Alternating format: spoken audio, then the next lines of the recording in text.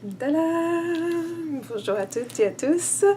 Donc aujourd'hui, suite à un petit commentaire d'un abonné, j'ai décidé de faire aussi une vidéo sur T'Challa de Black Panther parce que je pensais que je pense que tout avait été plutôt plus ou moins dit lorsque vous regardez les vidéos qui font des revues sur le film Black Panther et qui parlent du personnage de T'Challa et de ce qu'il représente.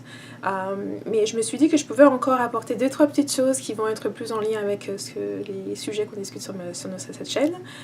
J'appellerais pas ça l'effet T'Challa parce que je pense pas que c'est un effet, je pense que c'était plutôt une phase dans laquelle tout le monde passe à un moment donné parce que la façon dont je vois le caractère de T'Challa dans le film Black Panther, c'est comme une étape que nous devons tous traverser.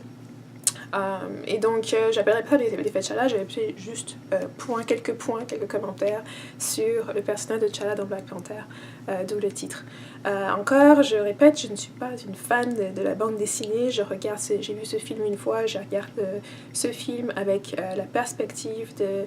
Nous pouvons toujours apprendre, même des films, parfois il y a beaucoup de choses qui nous permettent d'avoir des discussions avec des amis, ou des réflexions par nous-mêmes sur certains thèmes qui sont abordés, sur certaines situations qui nous sont montrées, dont notamment dans le film de la Panthère Noire, Black Panther.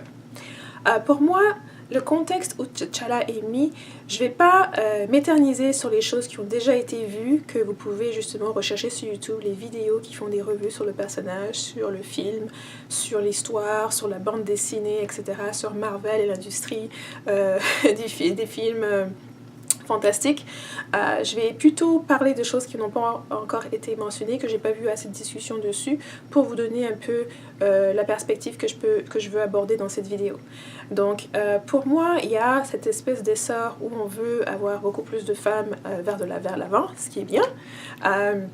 Mais pour moi, il ne faudrait pas que ce processus d'avoir plus de femmes en avant finissent par une diminution du personnage ou de la représentation de la masculinité à la télévision ou dans les films. Et je pense que c'est quelque chose qu'il faut faire attention lorsqu'on regarde les films, lorsqu'on regarde aussi comment certaines images nous sont envoyées, nous sont perçues, pour pas qu'il y ait une atteinte à la masculinité. Et je pense qu'il y a, depuis quelques années déjà, cette espèce... de tendance à vouloir réduire la masculinité, à trouver la masculinité toxique ou des choses, des affaires comme ça, que pour moi, de ma perspective, la masculinité est nécessaire, tout comme la féminité. Ce sont deux choses qui sont complémentaires, on ne peut pas avoir l'un sans l'autre sans qu'il y ait des imbalances, ok ? Et donc pour moi, le personnage de T'Challa représente pour moi en partie cette atteinte à la masculinité. Okay, et je vais vous donner pour plusieurs raisons, et parce que je pense que c'est important quand vous êtes dans la perspective où je suis, qui est que le masculin et le féminin sont complémentaires, on a besoin des deux. Ils ont des rôles qui sont distincts, ils ont des objectifs et une manière de faire qui est distincte aussi, qui est différente, qui n'est pas la même, et qui sont complémentaires l'une de l'autre. C'est pour ça que le masculin a besoin du féminin et le féminin a besoin du masculin. Okay, donc c'est pas une question de sexisme ou tout ça, ça n'a rien à voir. Okay. Et aussi, je prends ça aussi de la perspective de la culture africaine, de la spiritualité africaine. Et donc, quand on regarde de cet angle-là, T'Challa, le personnage, le caractère, subit ou fait face au décès de son père, qui le pousse maintenant à lui devoir maintenant monter au trône. Son intronisation requiert une démonstration de ses aptitudes physiques, d'où le rituel où il doit être challengé. Dans le film, on voit que son ascension au trône s'est faite en fait beaucoup sans problème majeur. Il a réussi à battre M'Baku et il monte au trône.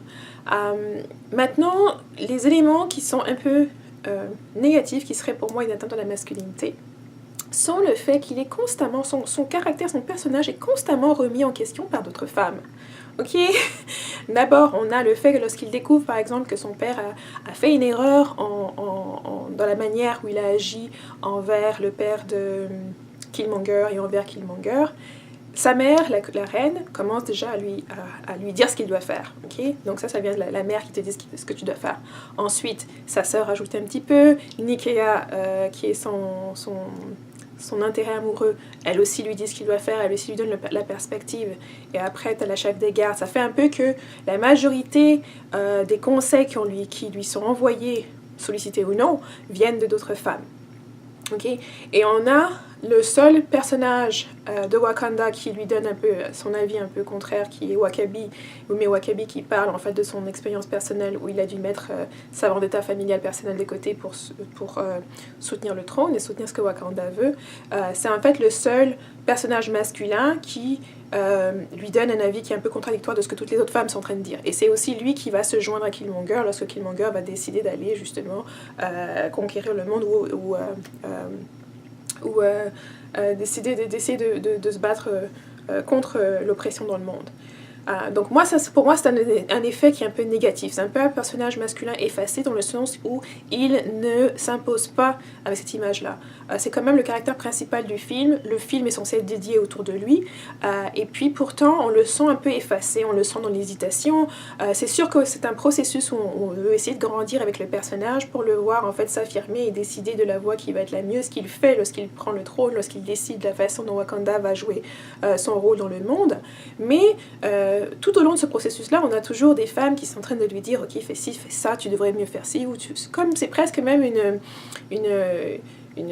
un cheminement où il est un peu le dos au mur, un peu, il faut qu'il le fasse, sinon ça ressortirait comme quelque chose d'illogique. Donc moi, cette tendance-là, c'est quelque chose qui ne m'a pas plu du tout. Je pense que ça a mis Black Panther un peu derrière comparé aux autres personnages masculins. Et je pense que c'est pour ça aussi que beaucoup de femmes se tournent vers Killmonger, qui au moins, il sait ce qu'il veut, il est déterminé. Il laisse pas les autres lui dire ce qu'il doit faire. Il a déjà son idée, sa vision des choses, et puis il fonce en fait. Et je pense que c'est un peu avec Black Panther, avec T'Challa, on a du mal à saisir c'est quoi sa vision, on a du mal à saisir c'est quoi ce qu'il veut. Demain c'est ça, après-demain ça va être autre chose, on ne sait pas en fait. Et c'est en partie dû au fait qu'il développe sa vision des choses au fur et à mesure. Par exemple, on doit attendre jusqu'à la fin pour voir que en fait, la voie qu'il a choisi de faire, c'est de passer par les Nations Unies et puis d'avoir ce centre culturel ou ce centre technologique en Amérique pour faire connaître Wakanda aux Noirs qui sont en Amérique. Mais il faut attendre la fin du film pour voir que en fait, c'est de ça qu'il parle. Pendant le film, on a du mal à saisir c'est quoi sa position en termes, c'est quoi sa vision pour Wakanda dans le futur. Il faut qu'on fasse tout le processus du film pour enfin le savoir. Alors que les autres personnages, que ce soit les autres femmes, elles ont des visions assez claires, elles projettent ces visions-là. Nikea, Suri, toutes les autres femmes, c'est assez clair. Killmonger, c'est assez clair. Même Baku, c'est assez clair. Pour lui, on se mêle pas de ces affaires-là. Il a quand même une vision.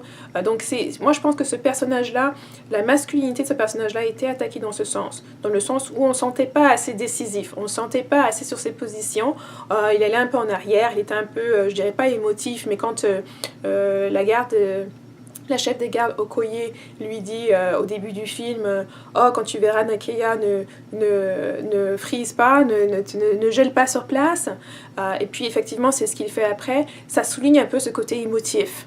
Ce côté qu'on voit pas beaucoup chez les hommes, oui d'accord, mais ce côté qui a pas beaucoup de place par rapport aux autres hommes. Ça fait que c'est lui qui est un peu en retrait. Ça n'a pas été à mon goût du tout. Je m'attendais un peu plus du personnage principal, je m'attendais un peu plus de virilité. Par exemple, quand on regarde le personnage de Killmonger, on a de la virilité qui est là. Quand on regarde Baku, on ressent cette virilité-là. Et je pense qu'avec T'Challa, c'était un peu plus... c'est une virilité qui est un peu plus atténuée. Je pense qu'elle n'aurait pas dû être autant atténuée parce que c'est lui le personnage principal et c'est lui qui aurait dû porter le film, alors qu'en fait le film aurait pu être intitulé d'une autre manière et puis je pense que les gens n'auraient pas vraiment remarqué. Je suis désolée de le dire, mais c'est un des ressentis que j'ai eu par rapport au film. Et je pense aussi que ça s'est à jouer. Et c'est pour ça qu'aussi beaucoup de personnes, bien que le personnage de Killmonger soit le vilain dans le film, soit le méchant, on a un attachement envers lui parce que je pense que c'est à cause de la façon dont sa masculinité est montrée, dans le sens où il est déterminé, il est agressif, il sait ce qu'il veut, il est prêt à tout pour l'obtenir. Ce qu'on n'a pas vraiment avec T'Challa. T'Challa est un peu effacé.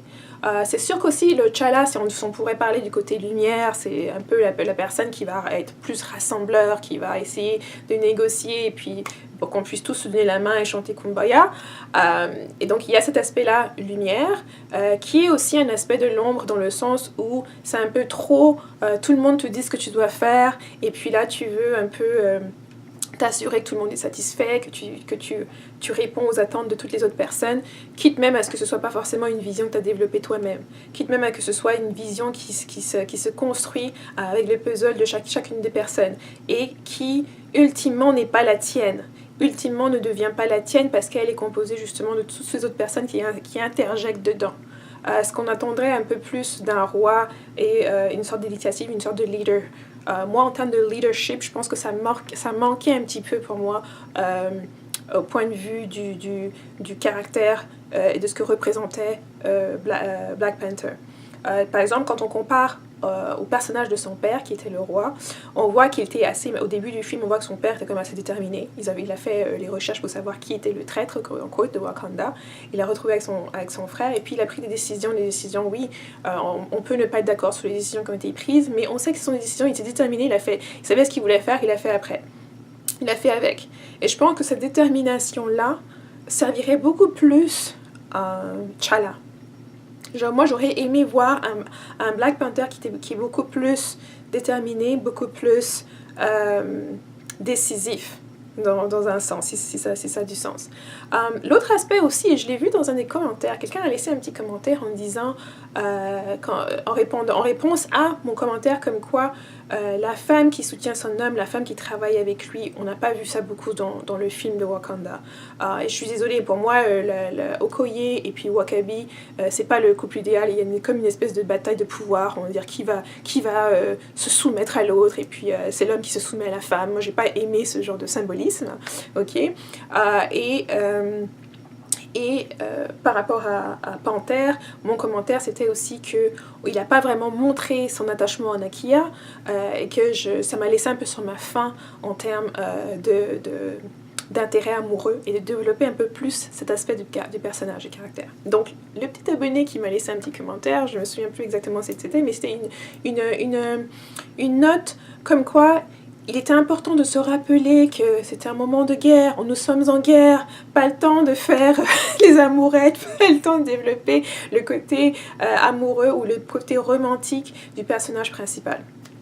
Et donc moi, ce genre de commentaire, ça m'a un peu surprise, parce que même si moi je suis pas une fan des bandes dessinées ou une fan de Marvel, je connais quand même entre Marvel et DC, je connais quand même ces deux univers-là, on connaît tous, la majorité d'entre nous, les personnages principaux, les autres héros qui sont dans cet univers fictif, et il me semble bien que la majorité de tous les super-héros ont une femme, ont une petite amie, ont une moitié, une partenaire, une partie complémentaire à laquelle ils montrent qu'ils feraient tout pour cette personne-là. Parfois, c'est même cette personne-là qui est la seule qui peut justement contenir leur agressivité, qui peut les aider à revenir sur le droit chemin. Quand je parle de ça, par exemple, j'ai vu le film avec Superman, où Superman est ressuscité des morts, ou je sais plus trop quoi, et puis il est dans un état second où il veut tuer tous les autres super-héros, et le seul moyen de le calmer, de le faire revenir à lui-même, c'est de lui montrer sa dulcinée, Lois Lane, d'aller la chercher, de la ramener. Iron Man a aussi lui aussi sa dulcinée avec qui il se marie, donc c'est pas des histoires qui sont faites dans un vacuum n'importe comment, et je pense que c'est important, c'était très important d'ailleurs d'avoir un personnage noir qui montre cet esprit de valeur là, et pour moi de deux raisons. La première, c'est qu'il n'y en a pas dans ces films de super-héros. Il y a jamais un personnage noir qui est dans une relation stable, une relation à vision de famille, etc., qui montre cet esprit de stabilité-là. Et de deux, parce qu'on est à Wakanda, ok. Moi-même, j'ai noté dans le film que j'étais choquée du fait que le roi n'a que 2 enfants, T'Challa et puis Shuri. Pour moi, c'était, va dans n'importe quel village africain, le roi, il a peut-être une dizaine, c'est pas une quinzaine d'enfants. Donc pour moi que ce soit réduit à 2, c'était un peu bizarre. Et puis aussi, c'était aussi le fait que ça aurait donné beaucoup plus peut-être de possibilités au film si T'Challa avait un petit frère. Donc lorsque T'Challa meurt, son petit frère serait venu pour faire le challenge au trône, faire le challenge à Killmonger, ce qui pour moi aurait beaucoup plus de sens si on parle de la culture africaine, si on parle de la spiritualité africaine. Les Africains ont tendance, surtout les Africains traditionnels, ou comme on le montre dans le film, tendance à avoir plus que 2 enfants. Donc c'était un peu une vision africaine vue à travers le monde occidental, à travers des lunettes occidentales, où on voit que voilà, on se résume à 2 enfants. Ok. Donc pour moi, c'est ces 2 raisons qui sont importantes. C'est sûr qu'après ce commentaire-là, ça m'a poussé moi-même à aller faire quelques recherches supplémentaires sur le personnage de Black Panther et un peu de voir c'est quoi un peu c'est son histoire à lui, sur laquelle le film et puis les films qui vont venir après sont basés. Et effectivement, je me suis rendu compte que dans le film, dans la bande dessinée, Black Panther, T'Challa, en fait, il finit avec Storm, qui est un autre personnage. Donc il va pas, bien qu'on a ce petit moment romantique avec Nakia, il va pas se marier avec elle, c'est pas avec elle qu'il va être. Et donc je pense que c'était peut-être pour ça qu'ils nous en ont donné un tout petit peu, mais pas trop, pour qu'on s'attache à ce couple, qu'on s'attache à T'Challa et Nakia comme couple, en tant que couple. Et donc je pense que dans cette perspective-là, ok, je peux concevoir qu'on va vous donner quelques petits morceaux ici et là, parce que finalement ils vont pas rester ensemble, donc vaut mieux pas qu'on s'attache à cette dynamique-là. Mais je pensais que le commentaire qui disait « Oh, on est en pleine guerre, on va pas on va pas avoir de romantisme », je suis désolée. Parce qu'une partie qui envenime cette guerre où les gens commencent à se battre, c'est aussi la protection de leur peuple, la protection de leurs valeurs, etc., qui englobe la famille, qui englobe l'amour. On n'est pas juste, les gens ne vont pas juste se battre juste pour la joie de se battre. Il y a des valeurs derrière, il y a des notions derrière qui viennent. Quand on regarde les autres super-héros ou personnages, souvent ils vont se battre pour protéger leur dulcinée. Ils vont lui dire « tu restes derrière », ils se mettent devant pour la protéger. Okay, c'est pas juste « je dois rejoindre mes amis pour aller me battre ». C'est en me battant, je sauve la Terre. Et je sauve la Terre et j'ai un sens de ce que c'est que la Terre parce que moi-même j'ai une famille, moi-même j'ai un attachement à cette planète, j'ai un attachement à cette communauté, à cette humanité, pardon. Donc c'est parfois assez facile de se dire « Ah, il faut être détaché, on devrait voir Black Panther comme un petit robot qui lui a pas de cœur, il a pas de sentiments et il est juste là pour aller se battre. » Même Killmonger, qui était, comment on dirait, dans l'extrême de ma perspective, lui-même il avait une petite amie. Ok, donc c'est-à-dire que Killmonger a le droit d'avoir une petite amie, mais T'Challa, lui, il devrait se contenter de 2-3 bisous et puis qu'il y ait une possibilité à la fin du film. Donc ça, j'ai trouvé que c'était odd, je pensais que c'était important de l'adresser parce que cette connotation comme quoi on est trop justement en train de penser dans l'individualisme et plus dans la perspective familiale ou la perspective communautaire, la perspective justement de tisser des liens qui sont solides, pas des liens d'aujourd'hui, du moment, d'aller voir plus loin, et que cette perspective-là, on le retrouve dans tous les autres films de super-héros. Et c'est ce qui amène les gens justement à s'identifier à ces personnages-là, c'est ce qui amène les gens justement à en vouloir plus. Cette histoire d'amour qui tient le fil, qui quelque part peut même justifier une partie des atrocités qui se passent. Et donc ça, je tenais à l'adresser parce que je le vois représenté de tellement de manières, et puis pour moi c'est un peu une dérive à cette espèce de masculinité où on voudrait que tu sois seul. M'Baku par exemple est représenté seul, lui il représente sa tribu mais on lui connaît pas de femme, elle n'est pas là, elle est absente. Et donc pour moi c'est important qu'on montre aussi l'homme, le guerrier, le leader avec sa compagne. Une compagne avec qui il est loyal, une compagne à qui il tient, une compagne qu'il traite bien. Parce que c'est ça aussi qui va donner des exemples, qui va donner des images aux jeunes hommes, d'avoir justement cette perspective-là. Et c'est quelque chose qu'on a avec les autres super-héros. On peut voir Spider-Man, il a sa dulcinée. J'ai mentionné Superman et Lois Lane, Batman c'est pareil, Iron Man c'est pareil. La majorité des super-héros ont une femme à laquelle ils y tiennent. Et souvent c'est aussi leur point faible. Mais on s'entend que tous les super-héros, ça fait partie en fait d'une représentation de ce que est notre humanité. Ils ont un partenaire qu'ils aiment, à qui ils sont attachés et qui les pousse encore plus à vouloir défendre l'humanité. Parce qu'ils veulent justement voir ce lendemain où eux, ils pourront être avec elle, avoir des enfants, etc. etc. Donc je pensais que le commentaire de dire que on est en guerre, c'est pas la peine de montrer... Non, c'est pas la peine de montrer ça pour Black Panther, mais c'est la peine de le montrer pour tous les autres super-héros. Ça veut dire que toi-même, tu comprends pas l'imagerie qui se produit lorsque des gens voient justement cette imagerie de couple, cette imagerie de complicité, de loyauté entre deux personnes qui s'aiment. Que l'un ou l'autre soit le super-héros ou pas. Et je pense que c'est aussi ça, pour ça qu'on a une industrie de films qui est basée, qui est tout autour des relations, et notamment les relations amoureuses. Et que ça, c'est quelque chose qui est indispensable à tout genre. Parce que c'est quelque chose qui est indispensable à la vie en communauté ou à la vie de société. Ok, donc moi je pensais que c'était super important de mettre ça. Et puis je pensais aussi que justement c'était un côté pour moi qui était un peu négatif de T'Challa, cette hésitation qu'il a constamment pendant le film, même pendant cette espèce de relation qu'il a avec Nakia, parce que dans le film on nous dit qu'ils étaient ensemble avant, ils se sont séparés, ils n'étaient plus ensemble, donc quand il va la chercher dans sa mission au Nigeria, c'est parce qu'il veut que elle soit présente lors de son intronisation. Mais il n'y a jamais quelque chose de formel où il annonce son amour, où il lui demande d'être avec elle, etc. C'est un peu quelque chose où on doit un peu nous-mêmes essayer de décoder, alors est-ce qu'ils veulent être ensemble, est-ce qu'ils vont être ensemble, c'est un peu trop flou à mon goût. Et je pense que ça souligne encore plus ce manque ce manque de détermination de sa part, je pense. Et puis alors on attend à la fin du film, il y a aussi ce petit jeu. Et je dis pas que c'est simplement négatif, je pense que c'est intéressant aussi de montrer ce volet-là, de montrer aussi les petites hésitations, etc. Mais je pense que c'était trop. Ajouté à toutes les autres facettes du personnage qui est T'Challa, c'était trop d'hésitations dans trop de domaines. Dans le domaine, quand il s'agit de gérer le trône, quand il s'agit de sa vie personnelle, toutes ces hésitations ensemble font que c'est un peu quelque chose qui le présente comme un personnage d'instable. Demain, quelqu'un dira autre chose, demain, ça. On n'est pas tellement sûr, on n'a pas l'impression d'avancer, de connaître le personnage au fur et à mesure. On a plutôt l'impression que le personnage se construit au fur et à mesure que d'autres personnes apportent leur petite part à son expérience. Et donc moi je pense que c'était quelque chose qui est un peu limitatif par rapport à ce personnage-là. Je m'attendais un peu plus, je m'attendais à peut-être à être un peu... et ça c'est une attente qui a pu être aussi créée autour du buzz qu'il y avait par rapport au film. Donc je m'attendais justement à ce qu'il ressorte comme un Batman, un héros un peu déterminé de lui-même.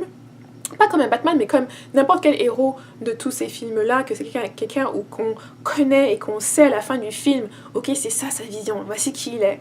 Pour moi, à la fin du film, je me demandais encore qui était T'Challa.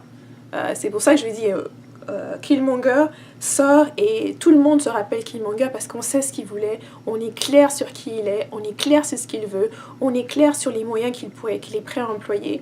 On n'a pas de doute sur le personnage lui-même, alors que pour moi, avec T'Challa, ça reste encore flou.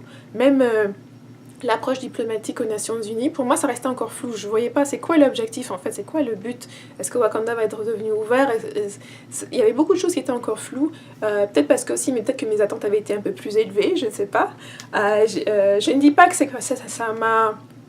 Ce côté-là ne m'a pas empêché néanmoins d'apprécier le film. C'est un film que j'apprécie et que je verrai sans doute encore plusieurs autres fois. Mais je tenais à pointer ça.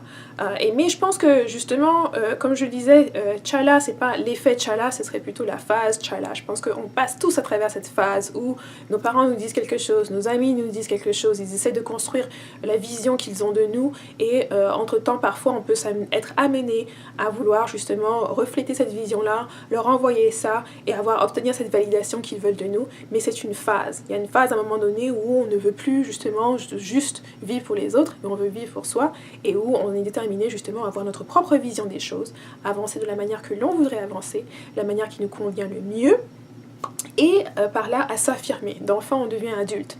Et là, on commence à prendre les responsabilités qui sont les nôtres, on s'assume, et puis on grandit. Et donc moi je pense que c'est un peu ça que T'Challa pour moi représente. Il représente un peu ce cheminement de l'enfant à l'adulte. C'est un cheminement à travers lequel nous passons tous. Donc, la mère qui va vous dire ce que vous devez faire. Découvrir par exemple ce que vos parents auraient pu faire de mieux comme lui avec son père. Avoir peut-être des hésitations avec le premier amour, on ne sait pas trop comment choisir, qui choisir, on ne sait pas trop qui est-ce qu'on veut à la base, donc on est en train de tâtonner un peu dans le noir, et puis ultimement on avance, on allume la lumière, et puis là on sait où est-ce qu'on va.